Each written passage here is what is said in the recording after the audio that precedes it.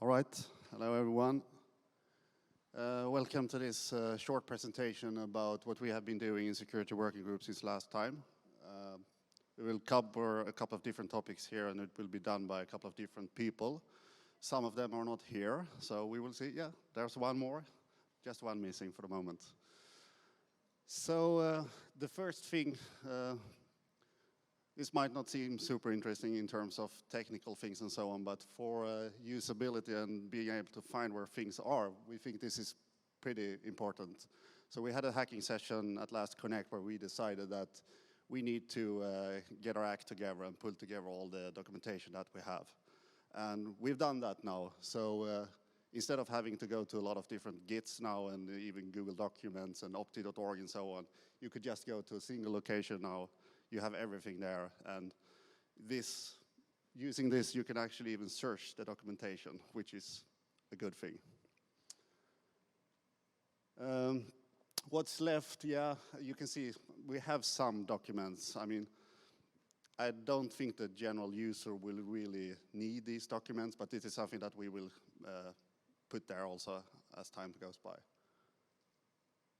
All right. Next thing, this is something that we work on from time to time, and last year we got a notification from Riskure. They had done an audit of Opti and found a couple of security issues. And this basically ended up in a patch series. You have the links here with a bunch of different commits. And we're trying to following our disclosure policy in this case. So you have that, by the way, on that link also. So, but in principle, we have a set of trustworthy stakeholders who are getting notified about this. And depending on where we are in time, we have different operations. I mean, we notify people, we create mitigation patches, send them out to these stakeholders and so on. But this is done, it's completed now, everything. So, handing over to Jerome. Thank you, Joakim. So a few words on new features that we have added recently. TA ASLR, so as you probably are aware, address space layout randomization is a security technique to prevent exploitation of memory corruptions and vulnerabilities.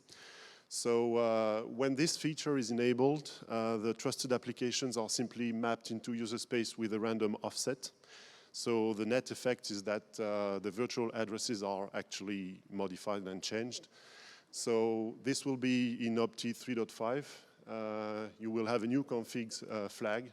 Just set it to yes, and then it will enable this feature. It's disabled by default because it increases the memory usage because we sometimes need more page table memory for doing this trick.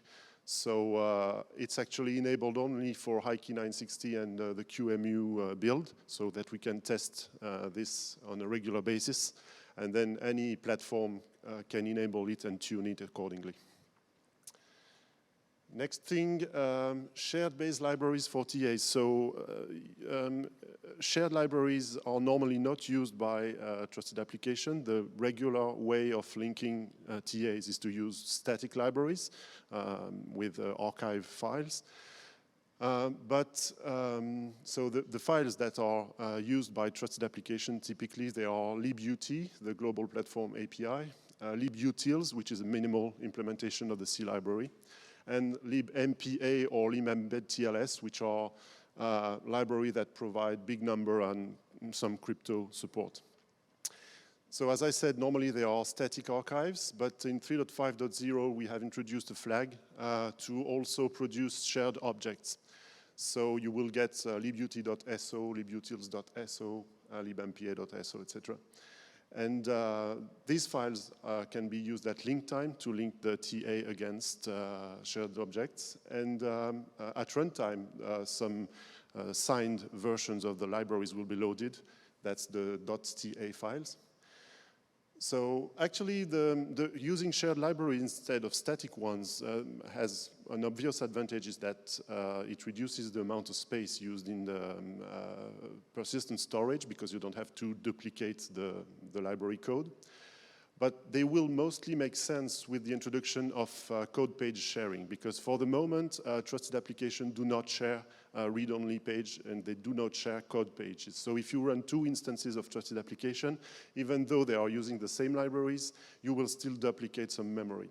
And there will be an interesting session on Thursday, I think, about code sharing, which is a feature that we will introduce later.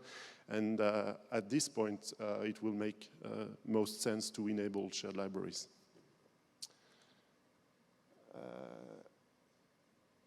Normal world virtualization. So we have received some contribution from external developers, an external developer, someone who's not involved in Linaro scheduled activity, but who's working with Opti. The guy has proposed some patches on GitHub for enabling normal world virtualization. So these patches have been merged already, so they will be available in Opti 3.5. They are enabled with CFG virtualization equals yes. So this is still experimental because you need some patches on the normal world side, and the guy is using Zen for virtualization. So the Zen patches are currently under discussion, and the fact that the Opti support has been merged upstream already, it will probably help integration of the Zen stuff, but this I cannot really comment on. This is ongoing. So you can also get some documentation about this virtualization support. Yep, that's it for me. I think Victor is next.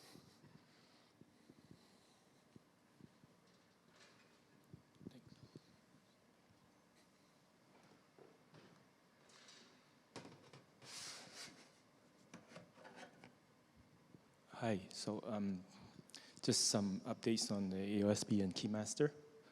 So we introduced the implementation of Opti-based Keymaster at the last Connect. So now this is part of our AOSP build by default. So if you go to the GitHub and download and build the stuff, it will include the Opti Keymaster module by default. We still have plans to upstream the CA, the normal world code, to upstream AOSP, but this is taking a long time since it's slow by nature trying to add something new, especially a new repository to AOSP. And also because the current implementation depends on a PTA, so it's not as flexible since it depends on building the UpTOS as well. So we're trying to refactor that to a regular dynamic TA. This work is I guess, is ongoing. And then we had a member company recently trying this, and we ran into some compatibility issues when full disencryption is enabled. So we're trying to iron out those stuff as well. And then with the second main thing is we've established a quarterly release process for AOSP build. This will be in sync with our regular quarterly releases. So the two we've done so far is the 3.3.0 and 3.4.0, which are linked here. So with that, we will only support the current latest version of AOSP and the current latest version of Opti. So for now, this is Pi plus 3.4.0. So when the next Opti release comes around, if Q is not out, it will be Pi plus 3.5.0. If Q is out, then it will be Q plus 3.6.0. That's not based on the upstream AOSP release. It would be based on the LCR AOSP release. And previously we had some kind of support for older versions like what is it? The Oreo and also the master build, but this will now be for internal development only. Otherwise, the maintenance cost is kind of too high to sort of maintain all possible combinations in the matrix. And third thing is we now have a weekly CI build to detect any build and run errors. For the high key build, we test X-test on these builds, and also the G-test unit for keymaster and gatekeeper. So the builds are published here on snapshots. You can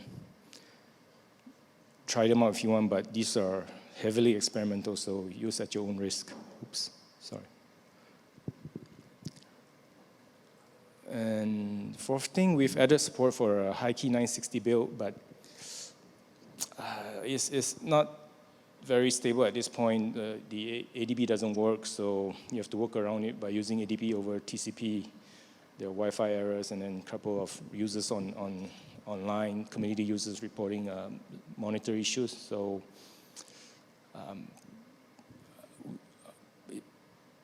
we're thinking of, maybe we just take it down as part of the official release. So, but I guess that's maybe my own thinking for now, but it requires more discussion. So just one thing, if you do try this and you find that the monitor, you don't see the UI on the monitor, one good tip is to set the resolution to 1280 by 720. So that for some reason on the high keyboard, that seems to be the resolution that is supported the easiest. And then finally, with up to YVR 18, we still had to use root permission to run X-test. We've now gotten rid of it, so we don't have any dependency on SU or sudo.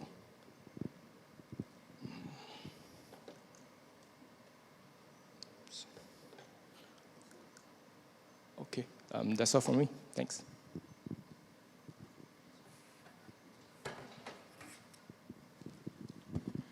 Thank you.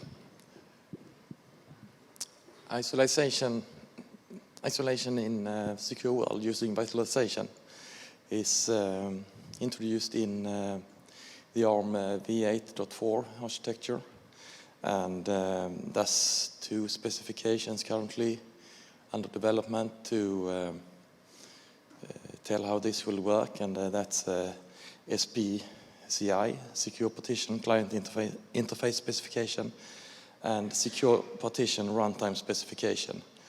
The Secure SPCI specification is the one that's we are currently trying out on Opti using different prototypes.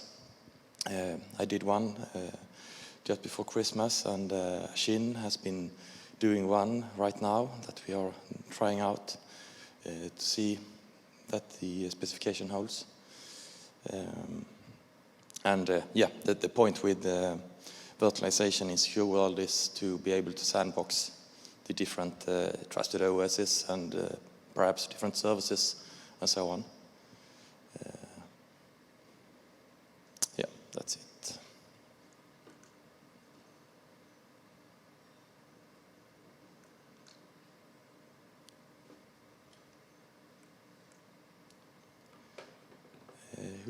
Is it Etienne? Yeah. No, I'm done. Okay, hello. So, well, good microphone. Few changes in Opti regarding the device tree. Historically, Opti allowed one to use the device tree to share configuration data with the non-secure world at boot time, and there were a few changes to use some fragment overlay fragments format to share this configuration data between secure world and the normal world. There will be a presentation on that Thursday morning at 8.13. And another thing that was changed for the device tree is introduction of platforms that build, that compile the device tree in 3 device tree source files to define the OPTI configuration from the device tree rather than using the legacy configuration directives. So I'll try to be quick, so if you have questions later, you can come up. Another thing that was made in the OPTI is the support for building the OPTI packages from the Buildroot build environment. So that is to have some recipes in the Buildroot to build the OPTI OS, the OPTI client package, and the OPTI regression test. And few others, there's only one other, which is the OPTI example packages. So one can just use Buildroot to enable the several packages configuration and get an OPTI inside their platform. So this is quite new, and I guess it needs to be matured, but at least things were merged, and thanks a lot to the Buildroot team that helped a lot in that. And my last point is about PKCS 11. So PKCS 11 support in the OPTI was presented 1 year ago as an initiative. So 1 year later, where we are, well, there's been PKCS involve a user, a non-secure client library, and a trusted application to exercise the secure cryptography thing. And also in the OPTI non-regression, OPTI regression test, sorry, there were some tests to check that the PKCS 11 trusted application conforms with PKCS things and crypto. So this is still an ongoing work, since it's not merged in the mainline OPTI. It's still on private branch, and there are pull requests open for that. So we happily welcome reviewers that are interested in this feature to help reviewing and merging the client and trusted application parts. That was a quick. And next one, I'll give you back the microphone. You're such confident. Thanks. Yeah, so this was everything we had. So this is just a reminder of our things that we're doing this week. So tomorrow morning I will have a little talk about running TPMs in T. And as Jens, or Jerome actually mentioned about Jens' presentation about sharing code pages later this week. The Keymaster internals, that was canceled. So the engineer that used to work with it, he's no longer with us.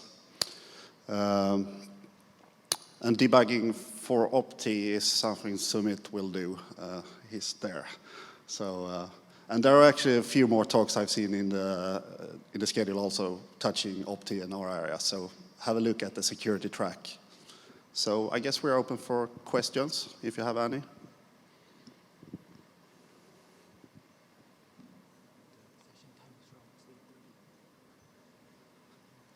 True, thanks.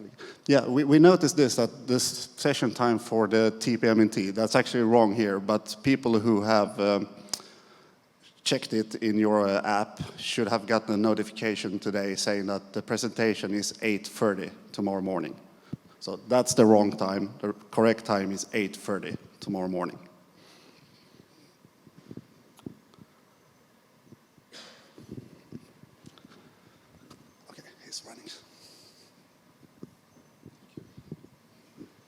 Hi, can you just clarify the PKCS situation? So that you say you might end up adding more support to things like certificates and diff Hellman, etc. Yeah, I guess that's already PKCS, kind of supported. Here Yeah. it is. Yes. Okay, so PKCS 11, as you said, there's a lot of things, a lot of crypto, a lot of support in the PKCS 11 in the specification. I mean, Yeah, but just to finalize, so you get the question. It's these things are already kind of supported if we use the embed TLS, right? So what's the difference here? What are you going to add extra? Okay, if you use embed TLS, maybe you can you can make a PKCS 11 application. But here the aim is to have the PKCS 11, well, the crypto part being done in the secure world, while the PKCS 11 interface is in the non-secure world. So the work is to have a library in the Linux non-secure user land, Right. to be able to invoke a trusted application in the OPT that will do the crypto part. Perfect. And Okay. the user shall be PKCS 11. The trusted application interface can be whatever. And this is a proposal of an implementation. All right. Thank you. And currently, it supports only, like, as it's written, AES flavors, some RSA, few HMAC, and there are a lot of things missing, of course. Mainly elliptic curve support, which should be developed soon, hopefully, and certificates also. And thanks to the embedded TLS libraries that was merged in the OPT trusted application level, then all those should be handled through the embed TLS library inside the trusted application. All right. Thank you. Cheers.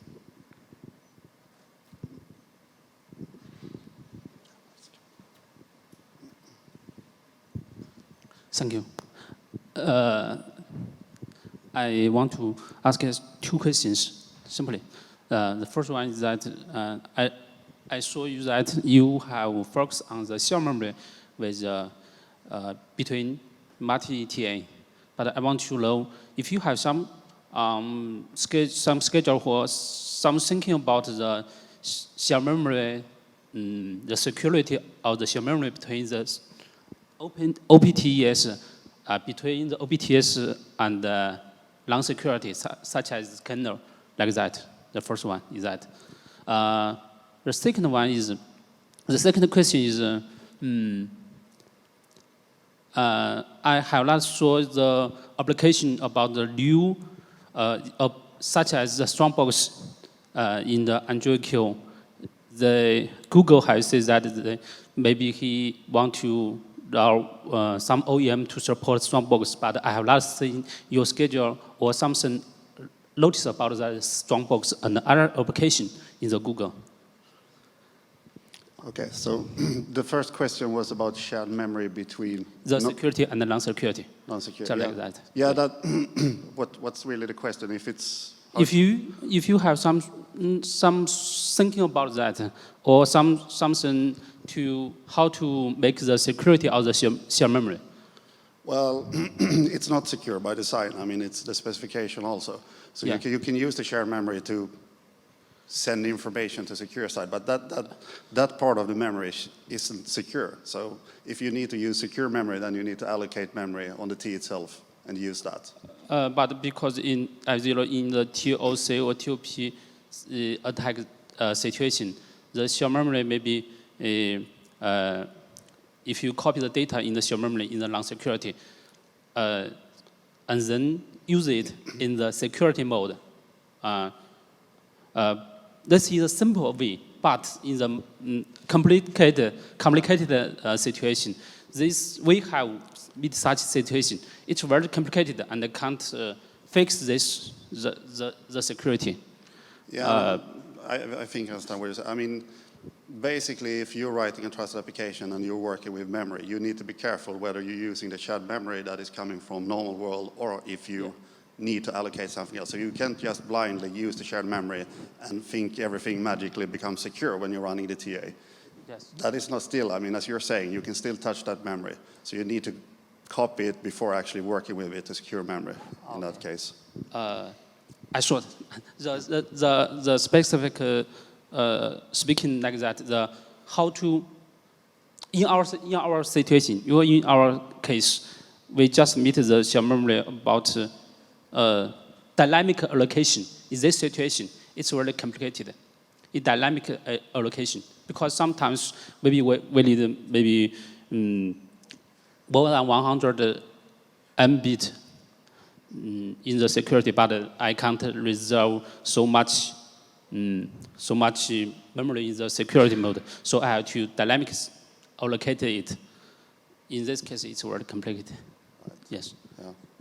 I can see the counter is counting down here. So what was the second question? Second question is that do you have any plan to support the Strongbox in the OPTE or some application in the Android Q? For the moment, the answer is no, but that doesn't mean it's a definite no. It's just that we haven't really looked into it, and we haven't had any members who has been asking for it. So, okay. I mean, if we have the members saying that this is something that is important for us, then we will try to look into it and see if we can do it. And if it's something that we can do, well, then it will become part of the plan, I guess. Okay. So that's more kind of planning work, I would say, right now. Oh, thank you. So we're out of time now, I can see. So thanks everyone for joining, and yeah, ask us questions. You know the guys, Jens, Jerome, V, and Etienne. Just okay. Thanks.